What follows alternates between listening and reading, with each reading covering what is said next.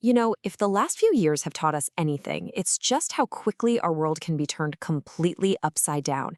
And that leaves us with one really urgent question that we have to answer before it's too late. I mean, we've all thought about it, right? Where is the next big one going to come from? Some remote jungle? A melting glacier, maybe? Well, what if I told you the answer is actually way, way closer to home? Hiding in a system we all rely on every single day. Yep, the answer could be lying right in the middle of our food system. Specifically, we're talking about industrial animal farms.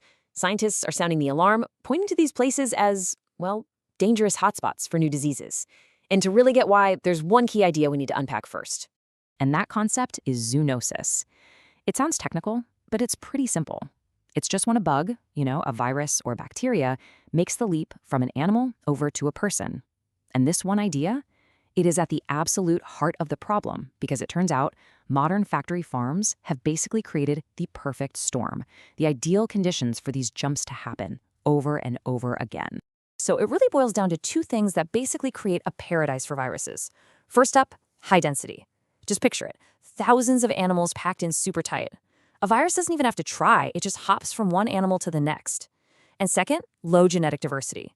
These animals are often basically clones of each other. So if a virus figures out how to infect one, there's nothing to stop it. It just rips through the whole population like wildfire. There are no, genetic firewalls to slow it down. Okay, so this isn't just some abstract theory. Not at all. We're already seeing a really disturbing trail of evidence. So let's open up a few case files and you can see for yourself just how real this threat has become. Let's kick things off with a name you've probably heard before, avian flu, or H5N1. For years, this thing has just been smoldering, bubbling away in poultry farms all over the world.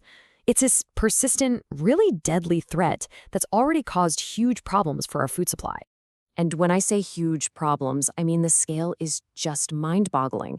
To try and get a handle on the outbreaks, millions of birds had to be culled just in the last year alone. But the virus, it didn't stop there. It did something next that has scientists really, really worried. In 2024, H5N1 did something shocking. It made a leap. It jumped from birds to a totally new kind of animal, dairy cows. And then, from the cows, it infected humans. Now that is a massive red flag. It's a huge step for a virus on the road to becoming a pandemic. It proves it can adapt, that it can find new homes, including us. And believe me, birds are not the only problem. Let's talk about pigs. They represent this unique and, frankly, terrifying risk. See, their bodies are special. They have receptors that can get infected by both bird flu and human flu. This makes them, scientists call them mixing vessels. It's like a biological cocktail shaker where genes from different viruses can get all jumbled up, potentially creating a brand new, horrible flu strain that's not only deadly, but can spread easily from person to person. And it's not just the animals we eat, either. The fur industry? Huge problems there, too. Mink farms became these massive reservoirs for new coronavirus variants.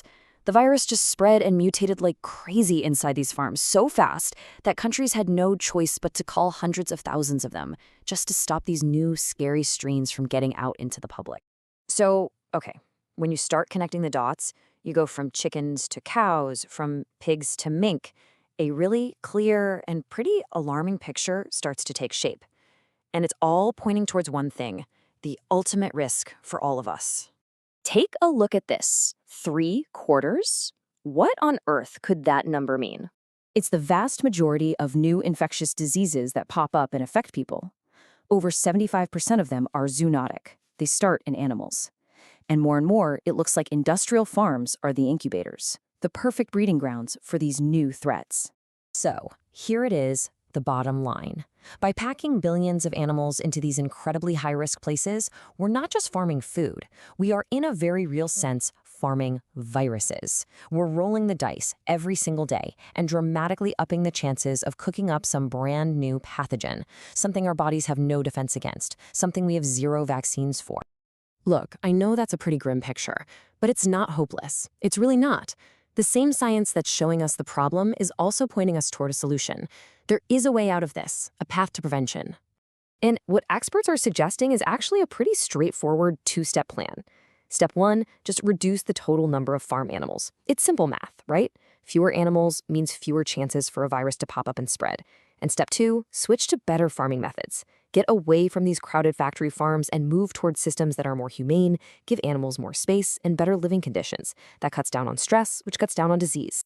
And really, that brings us to the final and most important question, because this isn't just a problem for scientists or for people in government to figure out. It's a choice that involves all of us. We know what's happening. We see the risk. We even know what the solutions could be. So the only question left is the big one. Are we willing to change how we get our food to stop the next global catastrophe before it starts?